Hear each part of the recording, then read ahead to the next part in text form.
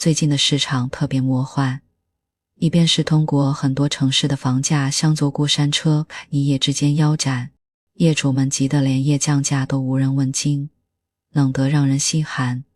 另一边股市却像被打了鸡血，新股民挤破头去开户，菜市场大妈都在聊哪的股票能涨停。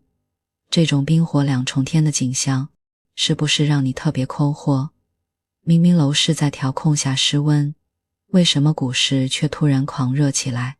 其实这些问题的答案，一位名叫罗伯特·希勒的经济学大师，早在20多年前就写进了他的神作《非理性繁荣》。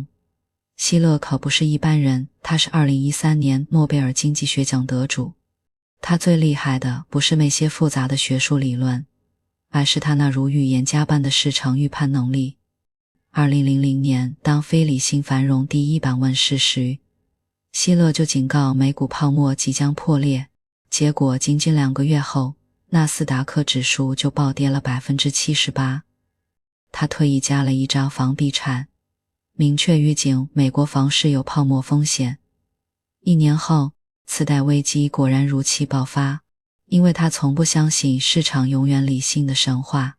他花了140年历史数据去研究，发现当政策宽松、媒体狂吹、全民跟风这几个因素凑到一起时，无论是股市还是楼市，都会滋生出一种脱离基本面的疯狂。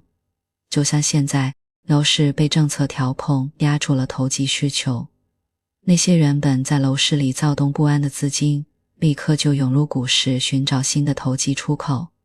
这种跨市场的资金腾挪，正是希勒在书里反复强调的泡沫传导机制。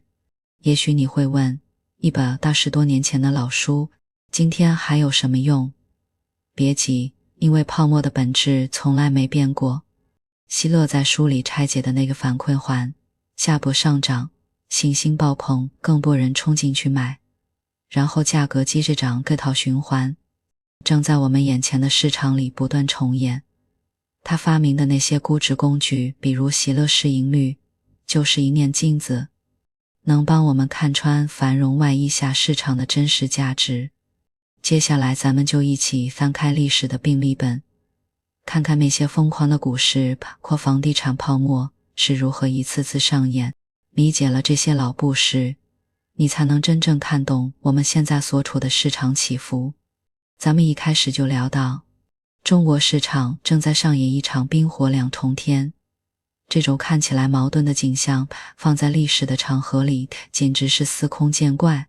希勒在书里翻出了过去140年的市场病例，你会发现股市和楼市的泡沫涨跌根本就是换汤不换药。希勒的核心逻辑非常简单，所有泡沫都始于基本面的一个小火星，最后却演变成情绪的大爆炸。看懂这些历史上的泡沫轨迹，才能撕开当下市场那层华丽的繁荣外衣。股市泡沫从理性狂欢到断崖崩塌。说到股市泡沫，最经典的莫过于上世纪90年代末的那场美股狂潮，这也是希勒写《非理性繁荣》第1版时重点剖析的对象。那段历史你仔细瞧瞧，会发现和我们当下一些市场的上涨简直是惊人的相似。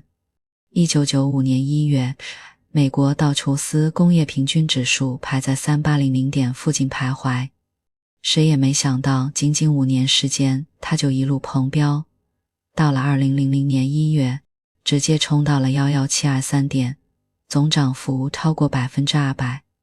而以科技股为主的纳斯达克指数更夸张，同期涨了足足5倍。那时候无数互联网公司刚刚成立，甚至还没赚到1分钱，股价就能翻倍的涨。但希勒一拿出数据，就戳破了这场虚假的繁荣。同期美国居民个人收入只增长了 28%， 刨去通胀更是不到 15%， 企业利润增长了 58%， 也远远赶不上股价的疯涨。这就像你开的商店，营业额只涨了1半，市值却翻了2倍，明显跟生意本身的价值脱钩了。希勒衡量股市泡沫的核心指标，就是他最看重的希勒市盈率。也就是股价除以公司10年平均盈利。这个指标的好处是能把短期的盈利波动给熨平，帮你真正看清股价到底有没有盈利支撑。2000年美股的喜乐市盈率飙到了 47.2 倍。这是什么概念？历史上只有1929年大崩盘前的 32.6 倍能勉强接近，而过去100年美股市盈率的平均值大概在15倍左右。换句话说，2000年你在美股买股票想靠公司盈利回本，正常情况只要15年。这根本不是投资，这是在赌未来会有人以更高的价格来接盘。希勒还爬出了美股历史上3次典型的高市盈率泡沫，每一次都印证了那句老话，涨得越疯，贴得越狠。1901年的新世纪高收，当时大家对电耕、铁路这些高科技充满了幻想，觉得新时代来了，股市永远会涨，市盈率冲到 25.2 倍。之后10年美股实际价值跌了 67%， 过了20年才勉强回到1901年的高点。1929年大崩盘，这是最著名的一次泡沫悲剧。1924到1929年美股涨了2倍，市盈率高达 32.6 倍。那时候人们疯狂借钱炒股，甚至连擦鞋匠都在给客户推荐股票。结果到了1929年10月，道指单月跌了 23%， 之后3年更是暴跌 80%， 直到1958年才恢复到1929年的水平。1966年肯尼迪约翰逊高峰，表面上看当时的美国经济一片繁荣，市盈率冲到 24.1 倍，大家觉得政府能稳住经济，股市不会跌。但之后10年美股实际价格跌了 56%， 直到1992年才回到1966年的高点。现在中国股市沪指半年涨了 40%， 这算不算泡沫？我们不妨用希勒的方法算账。目前 A 股整体市盈率大概18倍，低于历史均值20倍左右，看起来还行。但如果细看一书 AI 新能源，市盈率已经超过50倍了。这和2000年美股科技股的逻辑简直一模一样，而忽略了当下的盈利能力。希勒在书里反复提醒我们，短期的上涨并不可怕，真正可怕的是盈利还没跟上，情绪却已经先飞了。历史上的所有股市泡沫都是从局部热点开始，一步步扩散到全局的疯狂。而房地产泡沫，别信，涨价永远涨，历史数据才是真相。比起股市，普通人对房地产泡沫的感受可能更深。毕竟房子是刚需，很多人总觉得买房比炒股更安全更踏实。狠狠地打破了这个错觉，他发现扣除通胀后，美国实际房价在114年里只涨了 66%， 年均涨幅只有 0.4%， 这连存银行定期都比不上。所以那些房价永远涨的说法不过是泡沫期的集体幻觉罢了。2000年后的全球房地产泡沫是希勒第2版书里新增的重点章节，而这轮泡沫你再对照一下，会发现和咱们中国楼市的过去与现在简直是高度相似。2000年美股崩盘后，大量的资金无处可去，纷纷涌入房地产市场。美国中等住宅均价从2000年的14.36万美元涨到2005年的 21.96 万美元，短短5年涨了 53%。 像中国香港、伦敦、悉尼这些城市更是夸张。2000年到2004年实际房价涨幅超过 70%， 和我们现在听到的那些简直一模一样。人口在增长啦，土地稀缺啊，城市化还在推进呀，政策支持房地产啦等等。但希勒很快就看穿了泡沫的破绽，房价涨幅远超收入。2000到2004年，美国人均收入只涨了 15%， 房价却涨了 53%， 房价收入比从 4.9 倍直接冲到 7.7 倍。普通家庭要是不吃不喝，得7年才能买套房，这明显超出了大家的支付能力。第二个破绽，泡沫是局部狂热，而是全局规律。当时美国波士顿、洛杉矶的房价，比尔沃基的房价却几乎没动。为什么？因为后面这些城市没有炒作的故事，他们只是靠真实的居住需求在支撑。第三个破绽，希勒统计过，美国城市土地只占全国总土地的 2.6%， 大部分土地都是农田和林地。只要政策允许，新建住房完全可以满足需求。这轮房地产泡沫的结局，2007年美国次贷危机爆发，房价从2006年的高点跌了 30%，130万个家庭因为还不起房贷失去了房子，全球经济都跟着被拖下了水。希勒在书里痛心地说，如果当时大家能看看历史数据，就不会傻傻地相信房价永远涨的鬼话。所有靠投机推高的房价，最终都会向居民收入、建筑成本这些基本面回归。联系到当下中国楼市，这个逻辑更是清晰可见。过去10年，深圳、杭州这些城市的房价涨了3到5倍，房价收入比直接超过20倍，远远超过了美国泡沫期的7倍。而现在这些城市的房价下跌，不是说楼市彻底不行了，而是泡沫在向基本面回归。房地产的刚需是用来居住的，不是用来投机的。当买房变成了赌涨价，那就和炒股没什么区别了。只不过楼市泡沫破得慢，但跌起来更狠，影响也更广。看完股市和楼市这两个病例本，我们能得出一个关键结论，这也能自然地引出我们接下来要讲的泡沫导火索。B1，所有的泡沫都有相似的基因，它们都从基本面的一个小利好开始，比如科技进步、政策宽松，接着媒体鼓吹资金涌入，最后情绪彻底失控，价格彻底脱离了价值。第二，泡沫的爆发绝不是偶然，你会发现美股每次泡沫前都有资金无处可去的情况，比如2000年美股崩盘后，资金就转去了楼市。每次泡沫前也总有政策宽松加上全民炒作的氛围，这些都不是巧合，而是一套结构性的因素在背后推动。接下来咱们就来拆解希勒总结的这12个泡沫导火索：互联网革命、格林斯潘的宽松政策、共同基金的普及等等。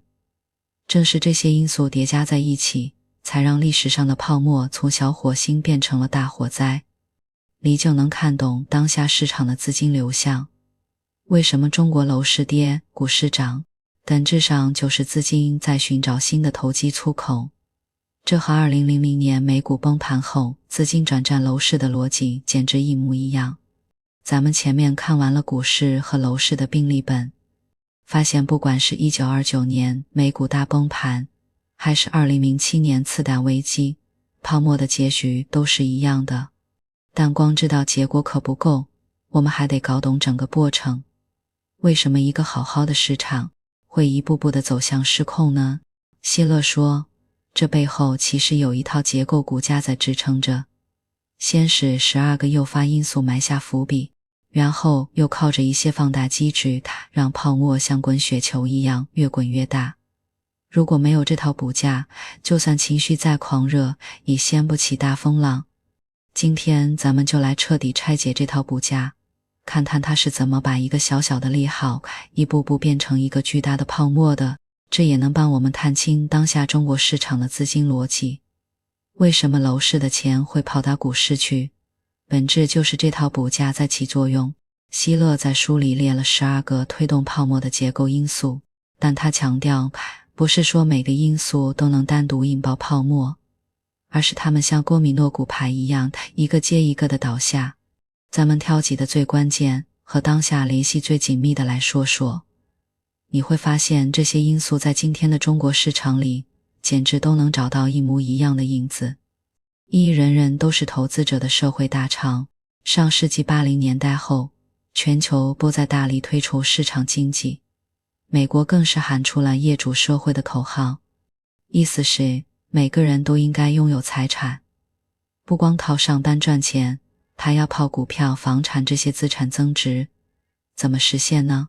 企业鼓励员工持股，发股票期权，政府推广 401k 养老金计划，让员工自己选择是投股票还是债券，甚至连工会也不再只提保护工人工资了，转而帮员工争取更多的持股机会。这套逻辑的影响非常直接。以前大家觉得投资是富人的专属，现在却觉得不投资就是亏本。1983年，美国只有 16.5% 的私营企业员工有工会，到了2000年降到 9%， 而有股票期权的员工2003年占到了私营企业员工的 11%。 大家的身份从一个打工人变成了小股东，自然更关心股市涨跌，也更愿意把钱投进市场。联系到当下中国，这些年全民理财的氛围是不是越来越浓了？基金开户数从2015年的 1.2 亿户涨到了2024年的6亿户，很多企业也搞员工持股计划，甚至刚毕业的年轻人也都知道要定投，要配置股票基金。这种人人都是投资者的心态，就是泡沫的群众基础。当所有人都觉得不投就亏，资金就会源源不断地涌入市场，为泡沫埋下伏笔。而这次不一样的新技术幻觉，每次泡沫爆发前，几乎都有一个新技术当幌子。1920年代是汽车、收音机，1990年代是互联网，2000年后是智能手机。希勒说，但他会给大家制造一种他次不一样的错觉，让人们觉得科技能打破经济规律，公司会永远赚钱。1995年万维网刚出来时，这种错觉表现得最明显。大家觉得互联网能颠覆一切，哪怕公司还没盈利，只要挂个胖的招牌，股价就能翻倍。希勒翻出当时的数据，1994年美国科技公司实际利润增长 36%， 1996年 10%， 利润增速其实在放缓，但股价却涨得更疯，因为大家都觉得未来利润会爆炸式增长。更有意思的是，当时很多传统公司，比如卖袜子的、开餐馆的，只要宣布转型互联网，股价就能涨 20% 到 30%， 根本不管转型能不能成功。现在回过头来看中国市场，被爱新能源这些新技术是不是也在重复这个逻辑？2023到2024年，只要沾上被压的股票，哪怕还在亏损，股价也能涨1倍。新能源车企明明产能过剩，但只要说要搞智能驾驶，市值就能飙升。希勒提醒我们，新技术确实能提升效率，但它不会让公司脱离盈利来赚钱。1920年代的汽车公司最后活下来的不到 10%， 1990年代的互联网公司 80% 都倒闭了，剩下的比如亚马逊也是靠多年的持续盈利才撑起了如今的市值。3. 格林斯潘对策的后遗症。宽松货币政策，泡沫的催化剂往往是宽松的货币政策。希勒在书里重点批评了美联储前主席格林斯潘。1996年，他虽然口头上说了非理性繁荣，但实际上并没有真正收紧政策，反而每次市场一跌，他就立刻降息来兜底。这就是著名的格林斯潘对策。最典型的是2001年美股崩盘后，格林斯潘把利率从 6.5% 一路降到 1.75%， 2003年甚至降到 1%。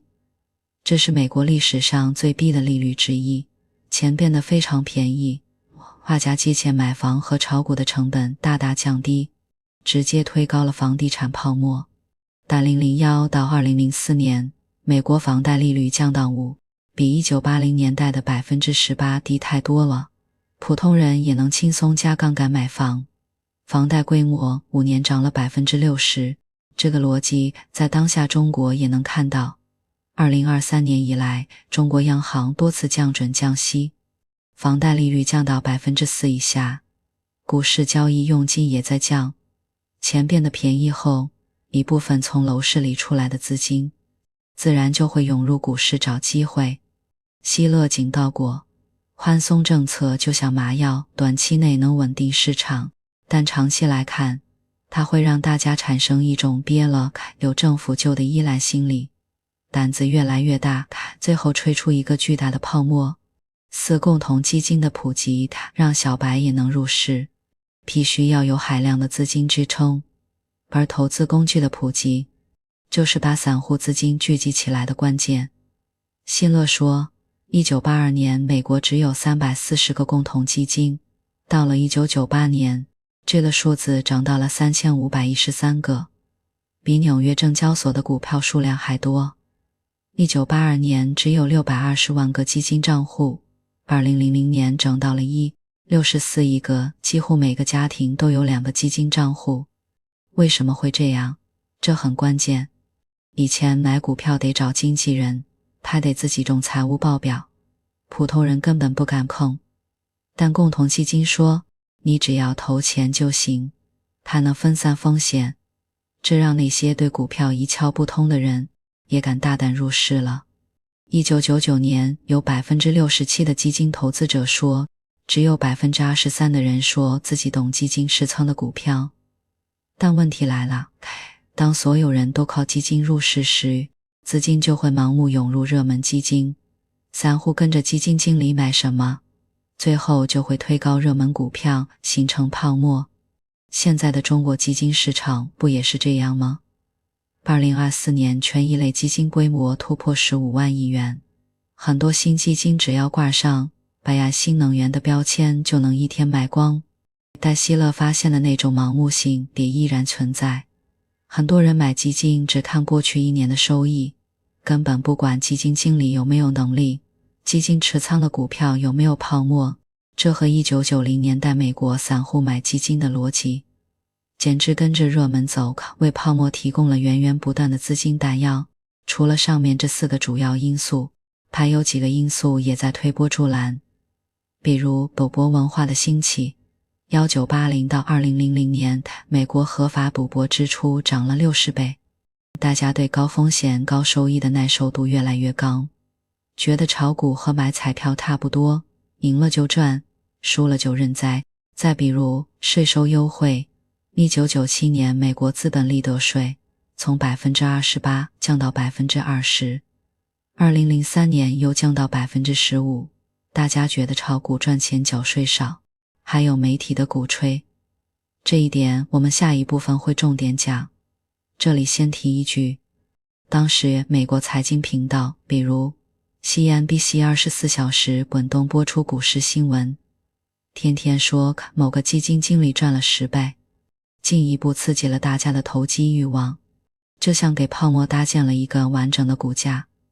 市场经济提供了群众基础，新技术提供了诱人的故事，宽松政策提供了便宜的钱，基金普及提供了资金渠道，少一个因素，但一旦凑齐了，泡沫就会从小火星变成一场席卷市场的大火灾。但光有了股价还不够，还得有放大机制，就像滚雪球一样，得有风推着它越滚越大。希勒说，这了风就是庞奇过程和反馈环，它们不是人为设计的骗局，而是市场自然形成的自我强化机制。咱们先说说庞奇过程，也就是用新钱填旧坑。提到庞奇，大家自然会想到庞氏骗局，用新投资者的钱给老投资者付利息。但希勒说，股市和楼市里的庞奇过程是自然形成的，不是有人刻意骗钱。百事价格上涨本身会吸引新的资金，而新的资金又会继续推高价格，形成一种良性循环的假象。最典型的是2000年美股，告诉朋友，朋友买了也赚了；告诉同事，同事买了再赚；告诉亲戚，新的资金不断涌入，老投资者看到赚钱效应，更不愿意卖出，于是股价就涨得更疯了。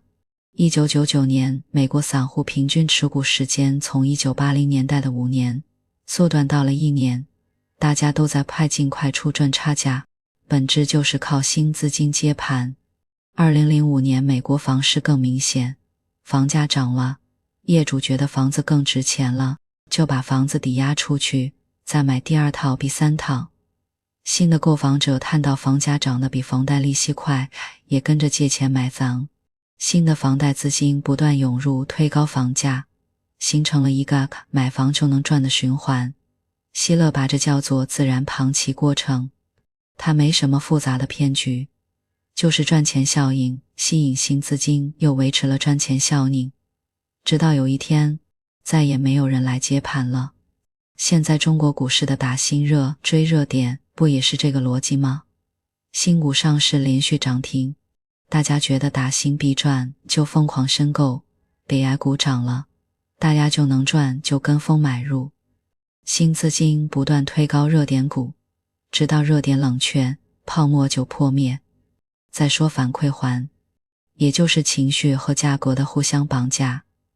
放大机制的核心就是这个反馈环，从价格上涨到情绪乐观，造更多人买入，再到价格进一步上涨，情绪和价格互相绑架，越陷越深。希勒用2000年美股的例子，把这个反馈环拆解成3步。第一步，价格上涨，从1995年到2000年，美股每年涨 20% 到 30%。大家觉得不是就是提款机？希勒做过调查，2000年有 97% 的高收入投资者认为长期持股能赚钱， 67% 的人完全同意，这比1989年的 50% 高太多了。明星完全是被价格上涨点燃的。第二步，信心增加，信心足了，大家就愿意把更多的钱投进股市。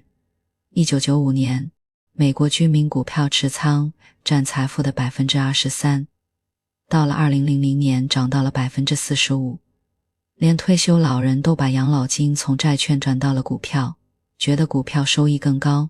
第三步，更多人入市，价格在上涨，资金涌入，又进一步增强了信心。这个环越转越快，最后价格完全脱离了盈利支撑，变成了纯粹的情绪驱动。希勒特别提醒我们，反馈环不光在单一市场里转，它还会跨市场转。2000年美股崩盘后，资金从股市转到楼市，推高了房地产泡沫。2007年楼市崩盘后，资金又转到大宗商品，譬如石油、黄金，推高了商品泡沫。当下中国市场的楼市跌，股市涨，本质上就是一场跨市场反馈环。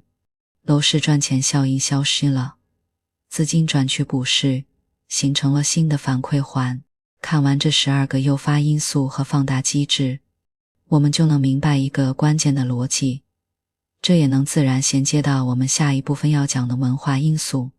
结构因素是泡沫的股价，但光有股价还不够，还得有文化土壤让情绪生根发芽。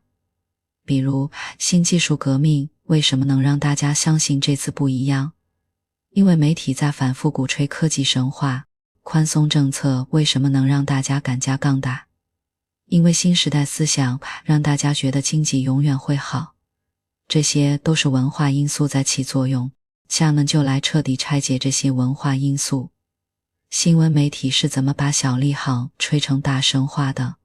新时代思想又是怎么洗脑的？正是结构股价加上文化土壤，才让历史上的泡沫从小波动变成了大危机。而理解它们，才能真正看懂当下市场的疯狂。中国股市的上涨到底是基本面支撑，还是情绪驱动？楼市的下跌到底是短期调整？这些问题只有结合文化因素，我们才能看透。咱们上一部分拆解了泡沫的结构股价，那12个诱发因素就像提供资金、政策、工具等硬条件，加上放大机制，让泡沫像滚雪球一样越滚越大。但光有硬股价还不够，就像一颗种子要长成参天大树，它得有肥沃的土壤。就是那些能扭曲我们的认知，点燃我们情绪的软环境。你想想，新闻媒体是怎么把一个小利好吹成一个大神话的？你是怎么让我们相信这次不一样的？全球范围内的泡沫又是怎么跨国家传染的？如果没有这套土壤，就算结构骨架再完整，也难以形成全民的狂热。今天咱们就来彻底爬透这套文化土壤。当下国内股市的热度以及楼市的降温，背后都有这些文化影响，最终都会落到我们每个人的心理上。这正好也衔接到下一部分，我们要讲的人性根源。一、新闻媒体，泡沫的情绪扩音器。希勒在书里花了大量的篇幅去讲媒体，而是因为它简直就是情绪的产生孔，能把小众的投机情绪放大成全民的狂热。很多人觉得媒体只是客观报道新闻，但希勒用历史数据证明，媒体从来都不是中立的。他会挑热点造故事，放大降率，最后让市场情绪彻底失控。就是挑那些能吸引眼球的故事。媒体要活下去，把平淡的基本面谁爱看了，刺激的泡沫故事才受欢迎。1990年代美股互联网泡沫时，美国财经媒体比如 CNBC 华尔街日报的报道逻辑完全变了，还会讲公司盈利、行业政策。到了泡沫期，他们只讲造富神话，比如25岁程序员创业，公司上市，身家过亿，基金经理1年赚10倍。这些故事比枯燥的财务数据点击率高出10倍不止。以前媒体还会平衡报道看多和看空的观点，但到了泡沫期，几乎只刊登看多的言论，甚至会被贴上不懂新时代的标签。比如1999年有经济学家警告互联网泡沫会破，却被媒体嘲讽跟不上科技潮流。媒体甚至还会主动制造热点，带科技股起外号。比如网景是互联网之王，亚马逊是电商颠覆者，它股市变成了一场真人秀。CNBC 当时有个节目叫疯狂金钱，主持人会用夸张的手势来带货股票，收视率远远超过那些严肃的财经节目。这种逻辑现在国内的财经媒体身上也能看到。2024年北股 AI 热潮时，很多媒体天天报道某 AI 公司订单暴涨，街头采访股民的视频刷屏，内容都是买AI 股赚了2个月工资，却看不到那些亏损者的声音。希勒说，而是生存压力让他们不得不这么做。观众喜欢看什么，媒体就给什么，而泡沫期大家就喜欢看赚钱故事。最终媒体和观众互相强化，情绪越来越极端。更值得警惕的是，希勒发现股市重大价格变动的日子，往往并没有什么真正重大的新闻，是媒体把那些琐碎的消息包装成了大事件，放大了市场的波动。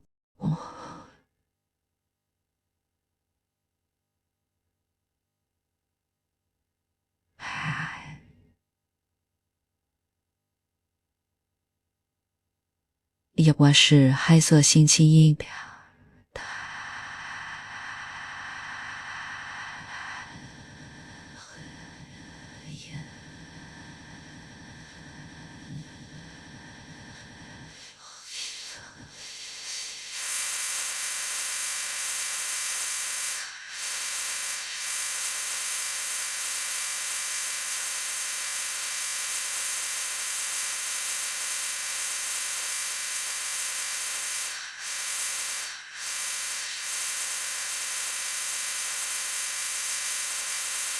自热，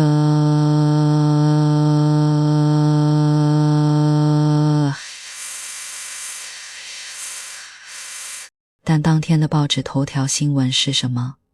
洲际商会推进铁路收入法案，墨索里尼演讲说法西斯能应对危机，都是一些无关痛痒的内容，但媒体却能把这些消息解读成利空。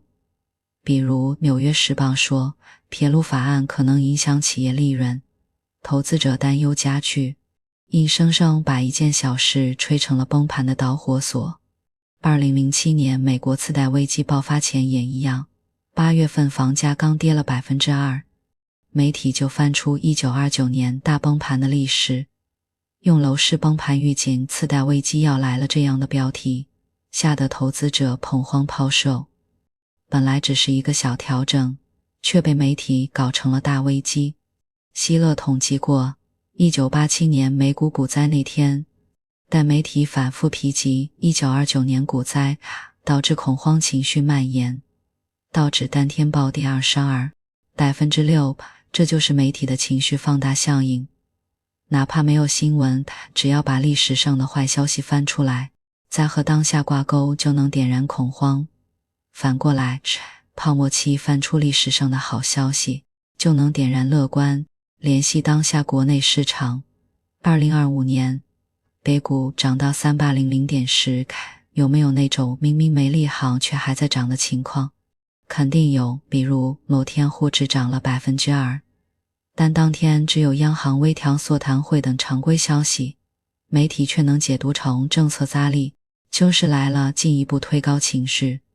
希勒提醒我们，看媒体报道要留个心眼，但新闻都是常规操作，那很可能是情绪在主导，而不是基本面。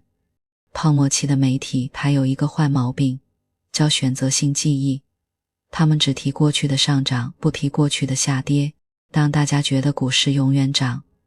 希勒发现1990年代美股泡沫时，媒体很少提及1973到1974年美股跌 50%， 以及1987年股灾这些历史，他们只提1982到1999年的大牛市，给观众造成股市只会涨的错觉。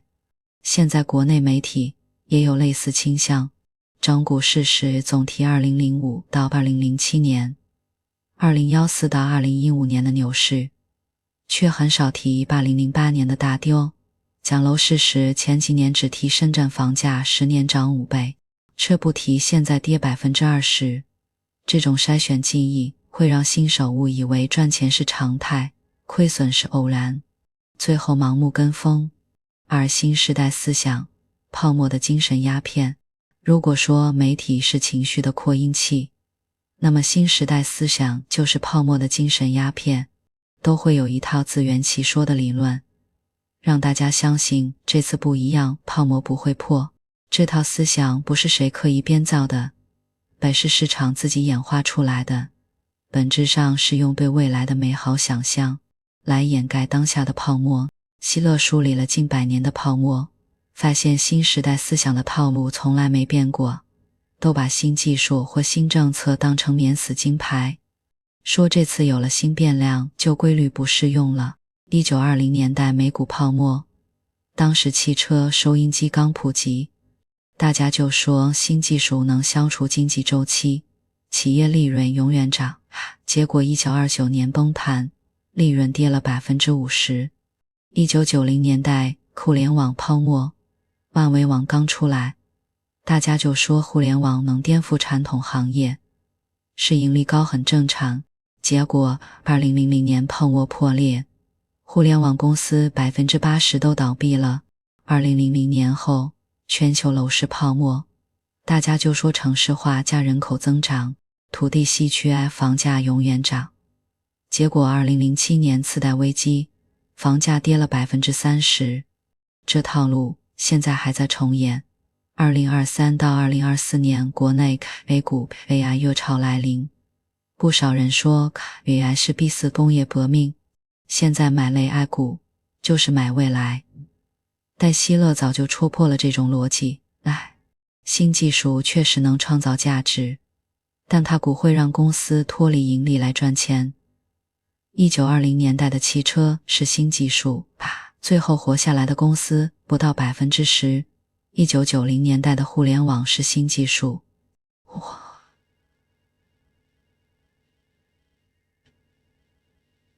现在的幻雅也是如此。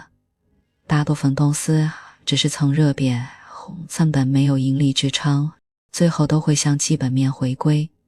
新时代思想在迷惑人的地藏在运，它的前提没错，但结论错了。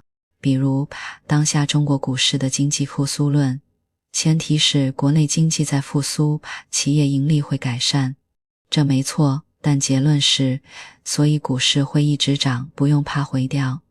希勒说，经济复苏和股市上涨没有必然的线性关系。1990年代美国经济复苏，但2001年经济复苏，美股却跌了。2010年中国经济复苏，美股却跌了。因为股市涨不涨，还要看预期有没有提前兑现，情绪有没有过热。再比如楼市的刚需论，前提是中国人要买房结婚养老，这没错。但结论是，所以房价永远涨。施勒统计过，美国、日本的刚需比中国还强，但房价照样会跌，因为当买房变成了投机，刚需就撑不起房价了。房价最终还是要向居民收入、建筑成本这些基本面回归。希勒在书里反复强调，历史上所有所谓的新时代，最后都成了旧时代。1920年代的新技术时代，10年后成了大萧条时代。1990年代的互联网时代，2年后成了泡沫破灭时代。2000年后的楼市时代，7年后成了次贷危机时代。为什么？因为新时代思想的本质，当价格脱离基本面时，大家需要一套理论来说服自己没赌错。新时代思想就是这套理论，但情绪总会冷却。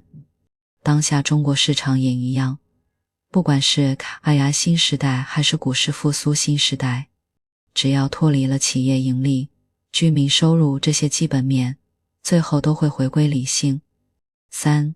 全球泡沫传染文化的跨市场病毒。泡沫不光在一个市场里会发疯，它还会通过文化传染，变成一场全球性的流行病。希勒发现，无论是2000年全球科技股泡沫，还是2007年全球楼市泡沫，都是一个市场先发疯，且不仅仅是资本流动那么简单，更重要的是文化传染。大家看到国外市场涨了，就觉得国内也会涨，最后形成全球同步的泡沫，是心理模仿通过媒体报道国外的泡沫布时变成了可复制的模板，国内投资者跟着学。比如2000年美股互联网泡沫时，美国媒体报道互联网公司上市造富，中国媒体就跟着报道中国互联网公司也要赴美上市。美国散户买科技股赚钱，中国散户就跟着买有互联网概念的 A 股，最后美国科技股跌了，中国相关股票也跟着跌，这就是跨市场模仿。2024年美股 AI 股涨了，中国媒体就报道美股 AI 热潮席卷全球，中国散户就跟着买 B 股。美股特斯拉涨了，中国新能源车企的盈利和特斯拉踏得很远。希勒说，这是因为全球化媒体让泡沫故事变得无国界，大家看到国外的赚钱效应，就会觉得国内也能复制，最后形成全球同步的情绪文化传染。最可怕的是，这种传染会让人忽略本土差异，直接把国外的泡沫逻辑套用到国内，根本不管基本面是不是不一样。比如2007年全球楼市泡沫时，美国房价涨是因为低利率加上次贷宽松，中国房价涨是因为城市化加上炒房资金涌入。逻辑明明不一样，但媒体只说全球楼市都在涨，大家就觉得中国房价也会永远涨，结果泡沫破了，才发现美国次贷危机和中国楼市的情况并不相同，但情绪传染却是一样这种风险。接着的 A 股、排压股也会涨，却忽略了美国科技股有盈利支撑，而 A 股很多还在亏损。这种盲目模仿，最后只会让泡沫破得更狠。看完媒体、新时代思想、全球传染这3大文化因素，我们能得出一个关键结论，是影响我们的认知。媒体让我们只看赚钱故事，新时代思想让我们相信这次不一样，这些最终都会落到我们个人的心理上。比如媒体报道让我们从众，新时代思想让我们过度自信，全球传染让我们忽略风险。这些都是下一部分我们要讲的人性根源。咱们上一部分聊透了泡沫的文化土壤，媒体放大情绪，新时代思想洗脑，全球文化传染，他们一起把市场推向狂热。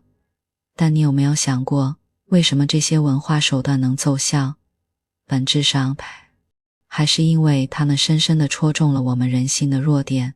希勒在书里一针见血地指出，泡沫的核心不是政策，不是资金，而是我们人类的认知偏差。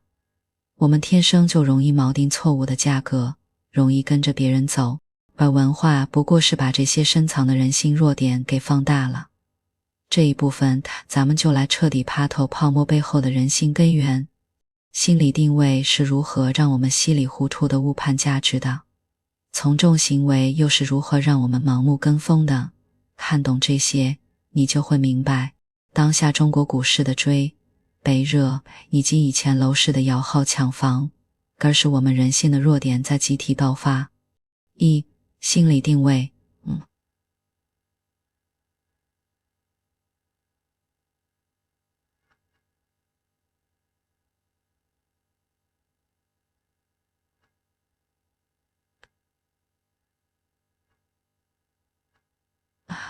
希勒说，心理定位是人心里最容易被忽略的偏差。我们判断股票、房子到底值多少钱时，往往不是基于基本面，而是基于心里某个锚点，可能是别人的判断，甚至可能是一种道德正确的感觉。正是这种错位的定位，让我们在泡沫里觉得贵的就是对的。最常见的定位偏差是数量定位。我们会下意识地把最近看到的价格当成一个合理价格，就像船锚一样，把我们的判断固定住了。1987年美股股灾前，道指一直在200点左右波动，大家就觉得8200点是正常水平。可股灾当天，道指跌到1700点，很多人觉得跌太多了，该抄底了，却忘了1982年道指才800点。这的2200点的锚点让大家彻底误判了真实价值。希勒还做过一个更扎心的实验，你觉得当下股市贵不贵？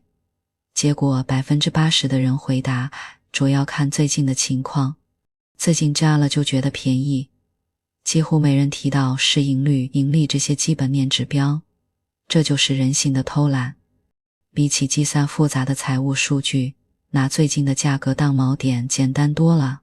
可恰恰是这种偷懒，让我们在泡沫里越陷越深。比数量定位更隐蔽的是道德定位。我们会把买股票、买房当成一种负责任、有眼光的象征，甚至觉得不这么做就是错了。这种道德绑架，让投资从理性的决策变成了情感的选择。希勒在2000年美股泡沫时做过调查，72%的高收入投资者说，长期持股是聪明人的选择。43%的人觉得不买股票就是对家庭不负责任，好像不参与股市就是没本事、没远见。这种道德定位在楼市里更明显。以前中国楼市热的时候，结婚必须买房成了共识，备房的男生被觉得没担当，租房结婚被认为不靠谱。父母会劝孩子赶紧买房，不然以后更贵，把买房和为孩子未来负责绑在一起。甚至有年轻人觉得别人都买房升值了，我不买就是亏，把不买房当成失败的象征。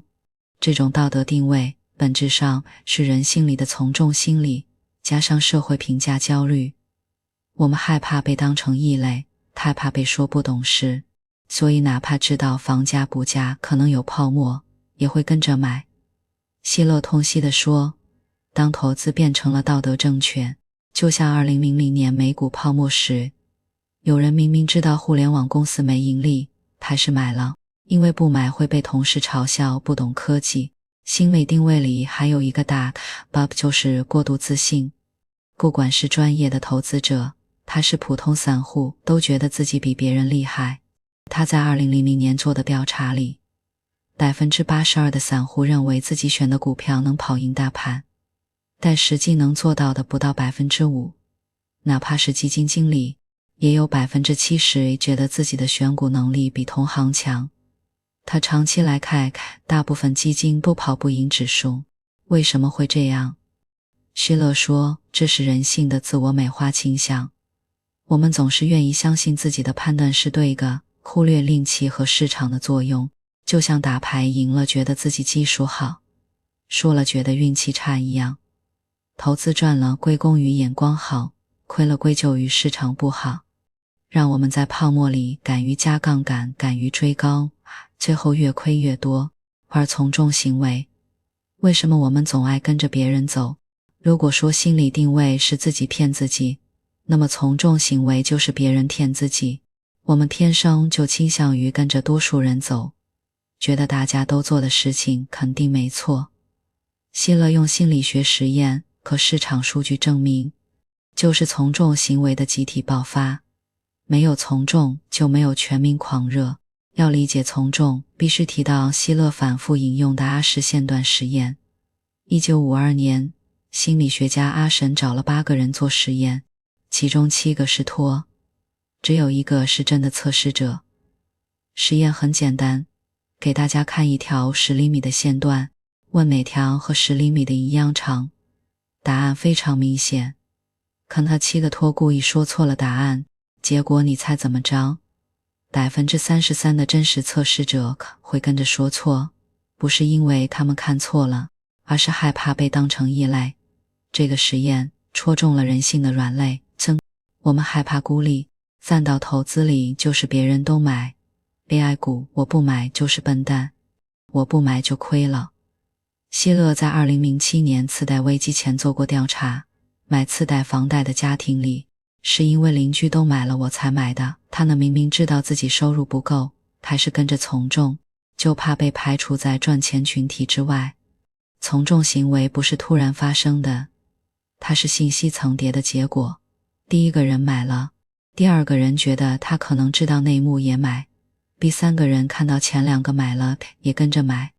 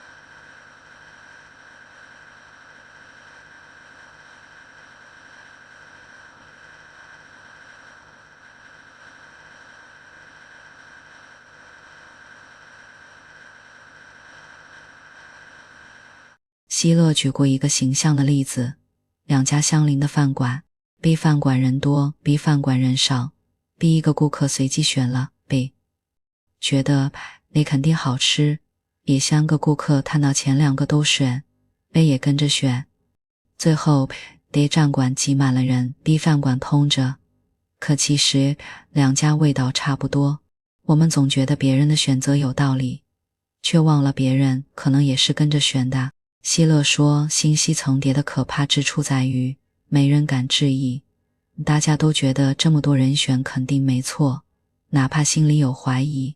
就像2000年美股泡沫时，有经济学家质疑互联网公司没盈利，却被骂不懂新时代。最后没人敢说真话，泡沫越吹越大。从众行为能扩散，靠的是口头传播。提起报纸上的财务数据，朋友投射的赚钱故事倒能打动我们。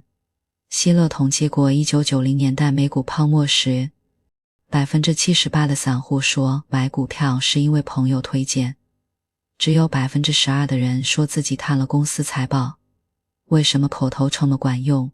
因为它带着信任滤镜，朋友的话比陌生专家的话更可信，它还带着情绪感染力。比如朋友说买，被股赚了，你会觉得不是在投机，而是和朋友一起赚钱，警惕性就降低了。口头传播是泡沫的病毒载体，一个赚钱故事能在1周内传给10个人，10个人再传给100个人，最后全民都被感染。看完心理定位和从众行为，我们能明白一个扎心的真相，而是我们的人性容易被泡沫骗。媒体放大情绪，是因为我们爱听赚钱故事；新时代思想洗脑，是因为我们愿意相信这次不一样；从众行为爆发，是因为我们怕孤立，怕吃亏。这些深藏的人性弱点才是泡沫最根本的病因。但这里有个疑问，既然人性这么容易非理性，为什么有人说市场是理性的？比如有效市场理论就说物价反映了所有信息，不可能有泡沫。这和我们看到的人性弱点完全相反啦。下一部分咱们就来彻底戳穿这个理性神话。有效市场理论到底错在哪？为什么它解释不了1987年股灾和2000年互联网泡沫？看懂这些，我们才能彻底明白，泡沫不是市场的意外，而是人性和市场结合的必然结果。咱们上一部分彻底踏透了泡沫背后的人性根源，心理定位让我们稀里糊涂定错价格，从众行为让我们盲目跟风。这些深藏的人性弱点一次次把市场推向疯狂。但这时候，不对啊，市场里不是有那些精明的投资者吗？他们会纠错啊。还有人会说，我们人类不是会吃一堑长一智吗？投资者应该会从泡沫里学习。这一部分咱们就来好好回应这两个理性派的观点。咱们先来戳穿有效市场理论这个神话，再反思一下，投资者真的会学习吗？看完你就会发现，市场远没有我们想象的那么理性。为投资者的学习，也常常是好了伤疤忘了疼。正是这种不理性和有限的学习能力，才让我们不得不在下一部分讨论怎么主动地去应对泡沫。有效市场理论，被泡沫打脸的理性神话。提到市场理性，就绕不开有效市场理论，这可是很多金融课本里的标准答案。它的核心主张就一句话，股价已经反映了所有可用信息，不可能存在泡沫。因为那些精明的投资者会迅速纠错，要是某只股票贵了，可能会卖空它，直到价格回归合理；要是便宜了，他们会买入推高价格。听起来是不是很有道理？但希勒用140年的市场数据，把这个神话戳得千疮百孔。有效市场理论最硬的逻辑是，股价波动是由公司盈利波动决定的。公司赚钱多，股价就涨。希勒统计发现，股市的波动幅度比公司盈利的波动幅度要大10倍以上。这根本不是在反映信息，而分明是情绪失控。最典型的是1929年美股，1928到1929年，美国企业盈利只涨了 50%；1929到1932年，盈利跌了 50%， 道指却暴跌了 80%， 波动幅度差了好几倍。2000互联网泡沫更夸张，1995到2000年，美国科技公司盈利只涨了 30%， 纳斯达克指数却涨了5倍。2000到2002年，盈利跌了 20%， 指数却暴跌了 78%。 这哪里是反映信息，分明是坐情绪过山车。有效市场里没有明显错误定价，但希勒却找出了一堆反例，最经典的就是互联网泡沫时的科技股，以及封闭式基金折价之谜。咱们先看互联网泡沫。1999年，网景公司刚上市，还没盈利，市值却飙到了30亿美元。亚马逊当时每年亏1亿美元，市值超过了盈利稳定的沃尔玛。按有效市场理论，投资者绝不会为亏钱的公司付高价。可现实是，希勒采访过当时的基金经理，他们坦言，我知道这些公司没盈利，但别人都买我不买，客户会骂我。这哪里是理性纠错，分明是跟着情绪走。再看封闭式基金，他募集一笔钱后就封闭了，只能在二级市场买卖。按理说，他的市值应该等于他持仓股票的净值，可现实是很多封闭式基金的市值比净值低 30%， 也就是折价了，有时甚至还会溢价。这明显是错误定价呀。有效市场理论说，精明投资者会买折价基金套利，让价格回归净值。可希勒发现套利成本很高，比如借券难，手续贼贵。精明投资者根本没法纠正这种错误，折价能持续好几年。还有一个更扎心的例子，道指当天暴跌 22.6%， 但当天没有任何重大利空新闻，没有战争，没有经济危机，没有公司暴雷，但有效市场理论，可股灾就是发生了。希勒事后调查发现， 60% 的投资者说卖股票是因为看到别人在卖，而不是因为有什么坏消息。这种纯粹情绪驱动的波动，有效市场理论根本解释不了。有效市场理论还有一个关键假设，就是精明的投资者能通过卖空来纠错。但希勒发现，现实中卖空有很多限制，根本没法及时纠正泡沫，你得从券商那里借到股票才能卖。可泡沫期大家都看涨，券商手里根本没券可借，就算借到了成本也很高。1999年互联网泡沫时，卖空某科技股的成本高达每年 20%， 就算你知道股价会跌，你也赚不到钱。还有裸卖空禁令，很多国家都禁止还没借到券就卖空，这种行为进一步限制了纠错能力。更重要的是，市场情绪的力量远远超过那些精明投资者。2000年互联网泡沫时，少数精明投资者卖空科技股，可普通投资者却在疯狂买入推高股价，结果卖空者亏得血本无归，最后不得不平仓认输。这不是精明纠错，而是情绪碾压理性。希勒说，这就像你站在洪水面前大喊别涨了，泡沫期的情绪洪流不是少数精明投资者能挡住的。白投资者的学习与忘却，我们真的能吃一堑长一智吗？理性派还有个观点，投资者会从泡沫里学习，下次就不会再犯了。比如1929年崩盘后，大家对股市心有余悸；2000年泡沫后，大家又对科技股感到害怕。这难道不是学习吗？但希勒用历史数据证明，投资者的学习是有限的，甚至是暂时的，用不了多久，我们就会忘却，然后重复过去的错误。希勒最经典的研究是投资者对股市风险的认知变化。他跟踪了1989到2004年的投资者，发现大家对风险的认知完全跟着市场走。牛市时觉得风险小，根本没有从历史泡沫里学到长期风险。比如2000年美股泡沫时， 87% 的投资者说长期持股没风险，可到了2002年熊市后， 62% 的投资者却说股市风险太大，再也不碰了。这不是学习，这是跟着当下市场做判断。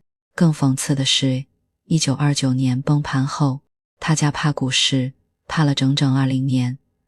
可到了1950年代，又忘了当年的疼痛。2000年泡沫后，大家怕科技股，怕了5年。可到了2015年，又开始疯抢科技股了。这种短期记忆根本不算真正的学习。理性派常说，长期来看，股票收益优于债券，所以要买股票。没错，这是股票优于债券理论。很多投资者把它当成真理，觉得只要长期持股就不会亏。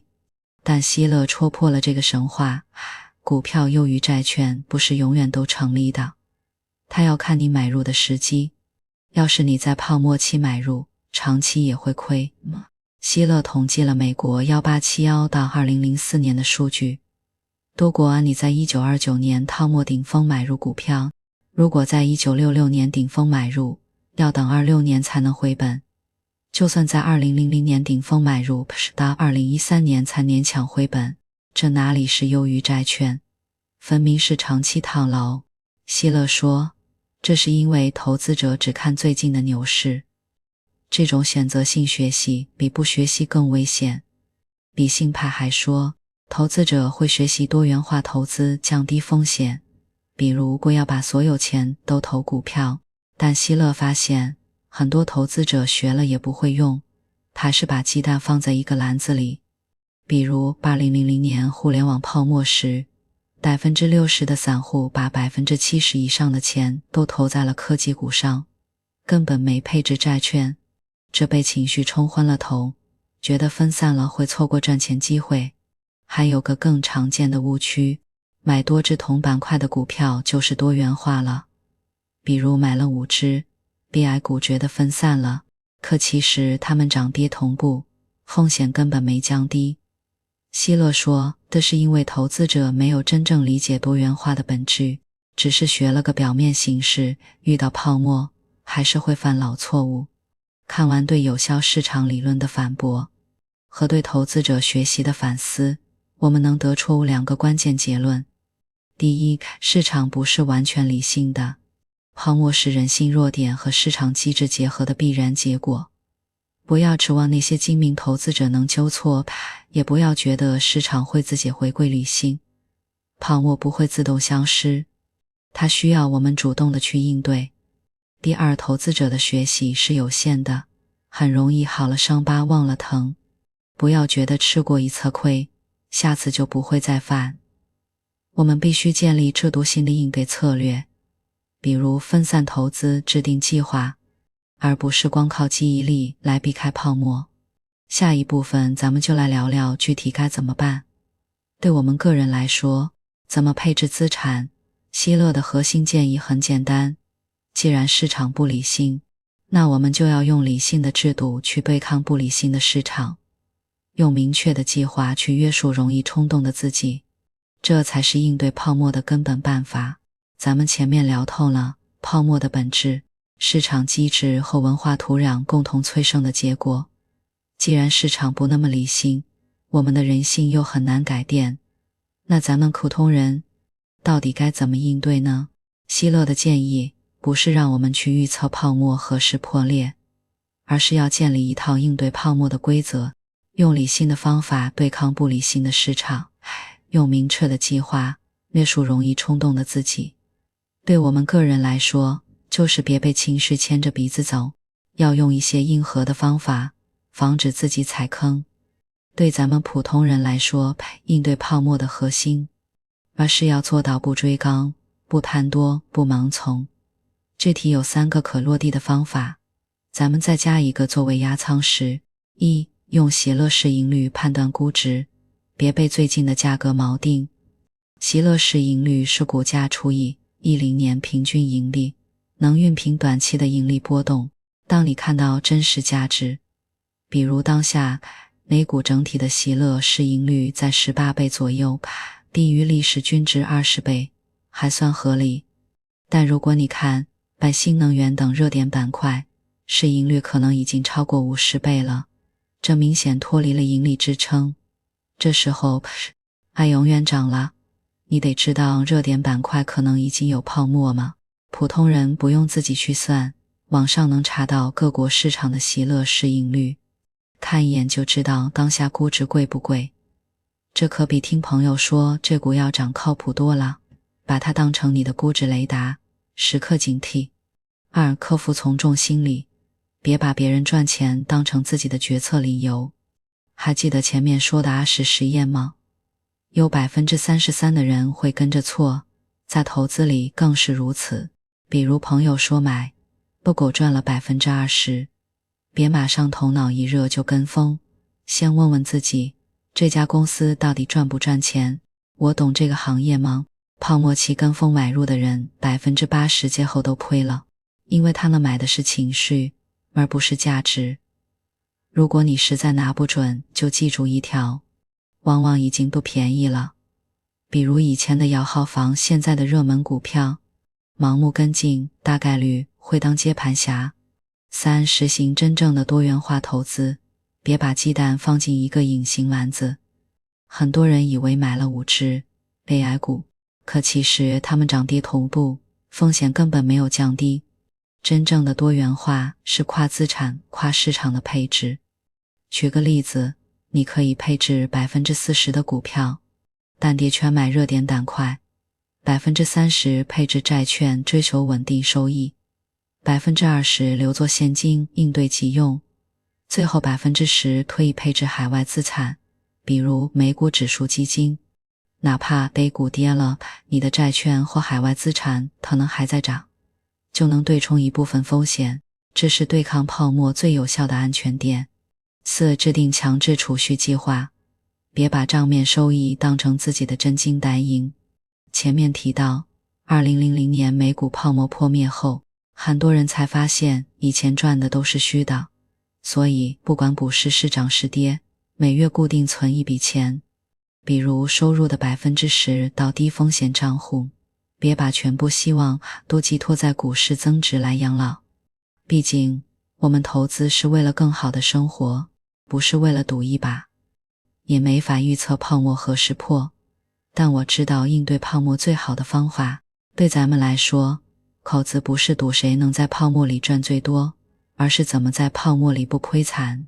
记住这几句话，用席勒市盈率判断估值，别跟着价格跑，别跟风把别人赚钱当成自己的决策理由，用真刀真枪的多元化对冲风险，别把鸡蛋放一个篮子，用强制储蓄给自己打底，别依赖账面收益。这样一来，不管市场怎么疯狂，咱们都能守住生活的底气。这才是应对泡沫的终极答案。